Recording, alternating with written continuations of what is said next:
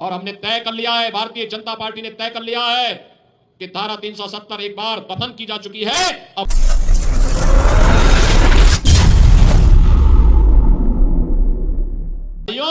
सपा हो या बसपा, कांग्रेस हो या फिर इनका इंडी गठबंधन, ये सब एक ही थैले के चट्टे बट्टे हैं। याद रखना, ये लोग राष्ट्रीय अस्मिता के साथ खिलवाड़ करने वाले लोग हैं। ये लोग राष्ट्रीय अस्मिता के साथ खिलवाड़ करने वाले लोग हैं।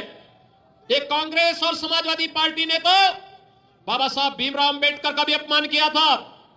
याद करिए, इन लोगों ने लोह पुरुष सरदार वल्लभ भाई पटेल का भी सम्मान नहीं किया। ये लोग देश के अंदर आतंकवाद भड़काने का काम कर रहे हैं।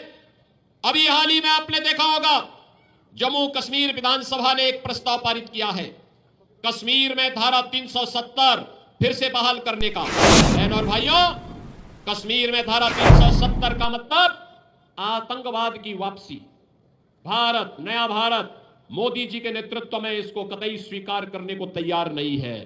और हमने तय कर लिया है, भारतीय जनता पार्टी ने तय कर लिया है कि धारा 370 एक बार दफन की जा चुकी है। अब दोबारा भारत के अंदर, कश्मीर के अंदर उसको लागू नहीं होने देंगे। एक देश में एक प्रधान, एक विधान और एक निशान, यही चलेगा, यही चलेगा। इस भाव के साथ आज हम कार्य कर रहे हैं। मैं पूछना चाहता हूं इंडी गठबंधन के सपा और कांग्रेस से, मैं पूछना चाहता हूं कि आखिर कश्मीर में धारा 370 लाना ये कांग्रेस की कौन सी मजबूरी है? ये जानते हुए भी कि आतंकवाद की जड़ है, तब भी ये लोग फैलाने का प्रयास कर रहे हैं। तो बहन और भाइयों, इनके मंसूबे अच्छे नहीं।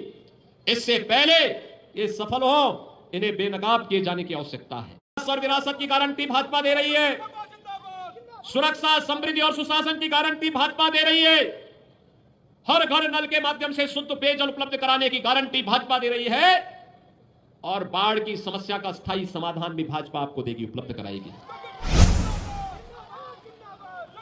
हमारी सरकार तो देश के लिए अपना बलिदान देने वाले उन शहीदों के प्रति भी नतमस्तक है। और हमारी सरकार ने निर्णय लिया, कोई जवान सेना में, अर्धसेना में, पुलिस बल में रह करके देश की सीमाओं की रक्षा करते हुए, आंतरिक सुरक्षा का पालन करते हुए अगर शहीद होता है तो उसको, उनके परिवार को 50 लाख रुपए और किसी एक सदस्य को हम नौकरी देंगे। हम लगातार दे रहे हैं। जो भी ऐसे परिवार होंगे, उनकी स्मृतियों को, उन शहीदों की स्मृतियों को बनाने का काम सरकार कर रही है। और यह हमारा दायित्व है।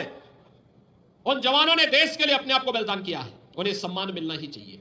और उसी के लिए आज मैं आपसे कहने के लिए आया हूं कि केवल हमारे जनप्रतिनिधियों को, हमारे सांसद जी को, हमारे विधायक जी को, इन लोगों को आप अपना प्रस्ताव दीजिए, समाधान का रास्ता भी निकाल लेंगे। समस्या भाजपा के रहने पर समस्या नहीं रहती है, वो समाधान के निष्कर्ष पर पहुंचेगी। और इसी के लिए मैं आज आपके पास आया हूं, आपसे कहने के लिए, बहनों और भाइयों, 20 नवंबर को चुनाव होना है। और 20 नवंबर के इस चुनाव के लिए आप याद करिए, अभी 12 नवंबर को देवोत्थान एकादशी है और 15 नवंबर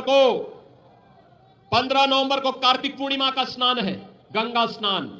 भारी संख्या में मां गंगा के अंचल में जाकर के श्रद्धालु स्नान करते हैं।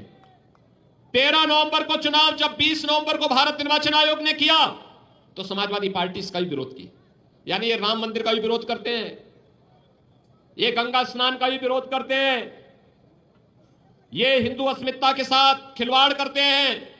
बेटी और बहन की इज्जत का इन्हें कोई मतलब नहीं।